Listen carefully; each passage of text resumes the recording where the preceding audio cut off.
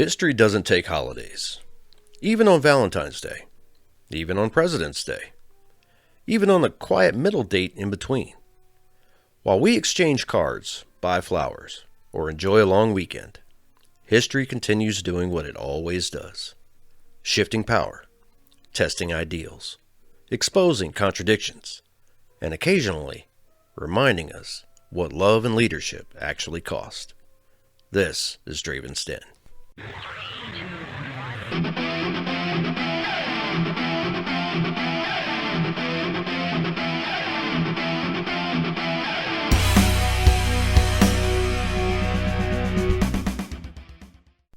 Welcome back.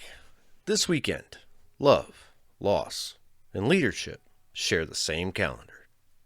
February 14th, a day wrapped in roses, but rooted in martyrdom, ancient ritual, and the complicated legacy of exploration. February 15th, a single explosion in Havana Harbor that helped push a nation to war. And a fortress in Singapore that fell faster than anyone believed possible. February 16th, a holiday honoring presidents, and a reminder that leadership is tested not in ceremony, but in crisis. History doesn't separate romance from reckoning. It doesn't isolate celebration from consequence. It stacks them together, on the same dates, year after year. First up, the family thread. History isn't just dates.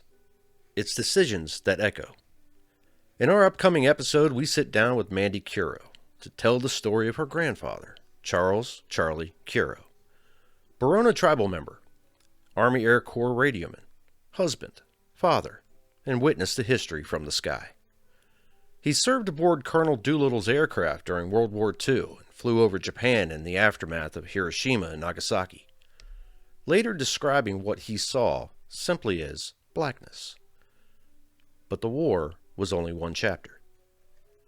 His life stretches from Capitan Grande to Borona, from displacement to rebuilding, from service to generational continuity.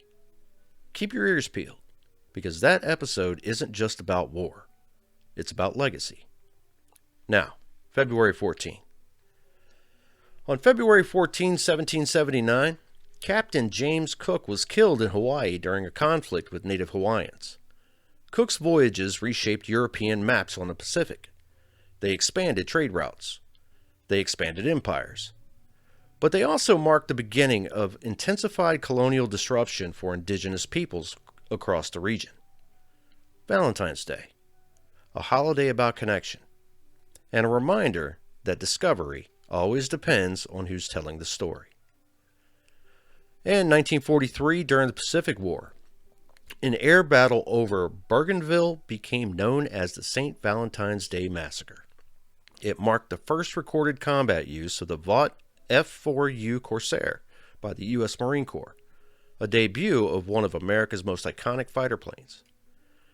But the mission was a tactical failure. Allied forces lost 10 aircraft, including 2 Corsairs. Only 3 Japanese Zeros were shot down. New technology, hard lessons, heavy cost. War does not pause for symbolism, even on Valentine's Day. Valentine's Day didn't begin with chocolates and roses. Its roots are layered. A 3rd century Christian martyr, or possibly 2, named Valentine, executed on February 14. Legends say he secretly married soldiers against imperial orders. Before that, the Roman festival Lupercalia, February 13 through the 15. Animal sacrifice, fertility rites, rituals that would make modern greeting card companies blush. In the late 5th century, Pope Gelasius I replaced the pagan festival with a Christian feast day. It wasn't romantic until the 14th century, when Geoffrey Chaucer linked it to courtly love in the Parliament of Fowls. By the 1840s, Esther A. Howland began mass-producing ornate valentines in America. By the 20th century, companies like Hallmark turned it into a retail engine. Today, it's the second largest card-sending holiday after Christmas, with roughly 145 million cards exchanged annually. From martyrdom to poetry to mass production, love evolves. So does meaning. Love is powerful, but so is consequence. February 14 reminds us that human connection and human conflict often share the same calendar. February 15, a quieter date until you look closer. In 1898, the USS Maine exploded in Havana Harbor, killing 266 sailors. The ship had been sent to protect U.S. interests during Cuba's revolt against Spain. At 9:40 p.m., the forward third of the battleship was destroyed. The cause? At the time, newspapers blamed Spain, loudly. Remember the Maine. Public fury surged. War followed in April. But later investigations, including Admiral Hyman Rickover's 1976 study, suggested the likely cause was an internal coal bunker fire that ignited adjacent ammunition. A tragedy, rallying cry, a reminder that sometimes the loudest explanation arrives before the strongest evidence. In 1942, Singapore, once called an impregnable fortress, surrendered to Japanese forces. Roughly 85,000 Allied troops capitulated to 36,000 Japanese soldiers. Japanese forces had advanced through jungle terrain considered impassable. Supplies were depleted. Water was scarce. Air superiority was lost. British Prime Minister Winston Churchill called it the worst disaster and largest capitulation in British history. Around 80,000 Allied soldiers became prisoners of war. Singapore was renamed Senyon II, Light of the South Island. Today, Singapore commemorates the dates as Total Defense Day, a lesson in humility, a lesson in preparedness. February 15 has delivered seismic sports moments. 1978, Leon Spinks defeats Muhammad Ali in a stunning split decision. 1980, Wayne Gretzky records 7 assists in a single NHL game. 1972, Wilt Chamberlain surpasses 30,000 career points. 2018, Nikolai Jokic records the fastest triple-double in NBA history. 1981, Richard Petty, my childhood favorite, wins the 7th Daytona 500. 1998, Dale Earnhardt Sr. finally wins Daytona. And 2004, Dale Earnhardt Jr. wins the same race exactly 6 years later. Olympic milestones too. 1936, Sonia Henne wins her 3rd consecutive gold medal. 1980, Eric Heiden begins his historic 5-gold sweep at Lake Placid. February 15 doesn't whisper in sports. It shocks.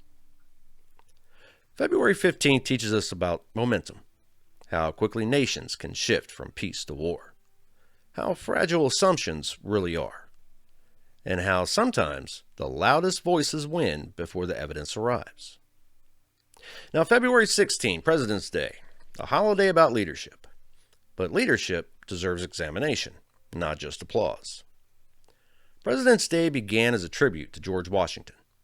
After his death in 1799, Americans informally observed his February 22nd birthday. In 1879, Washington's birthday became a federal holiday. 1968, the Uniform Monday Holiday Act moved it to the 3rd Monday in February.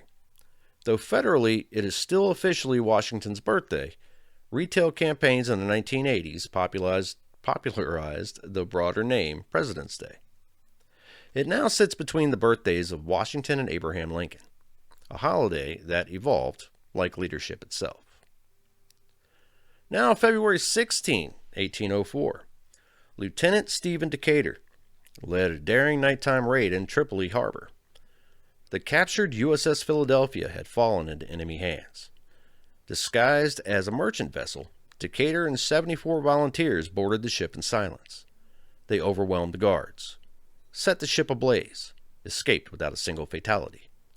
British Admiral Horatio Nelson reportedly called it the most bold and daring act of the age. Leadership is not always a speech. Sometimes it's a calculated risk in the dark. And in 1968, the first 911 emergency call in the United States was placed in Haleyville, Alabama. Alabama Speaker of the House Rankin Fite made the call. U.S. Representative Tom Bevel answered it on a bright red rotary phone. AT&T had announced plans for a national emergency number. The Alabama telephone company rushed to implement it first. By 1979, only 26% of Americans had access to 911. Today, it is universal. 3 numbers, national infrastructure, millions of lives touched. Leadership sometimes looks like legislation. Sometimes it looks like a phone call answered in time. President's Day isn't just about who held office. It's about what leadership actually means. Courage, timing, responsibility, and whether we rise when the moment calls. It also asks a simple question. What makes a leader worthy of remembrance? Power or principle? Authority or accountability? The answer determines whether history honors or corrects.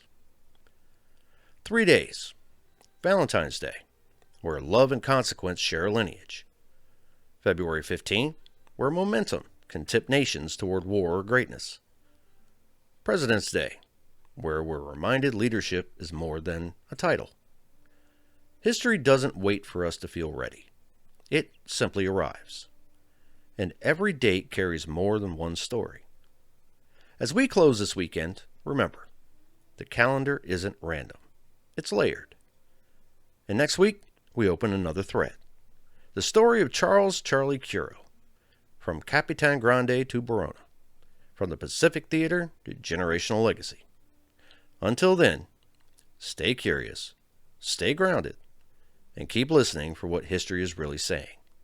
This has been Draven's Den, and I am Stan Miles. Have a good week, guys.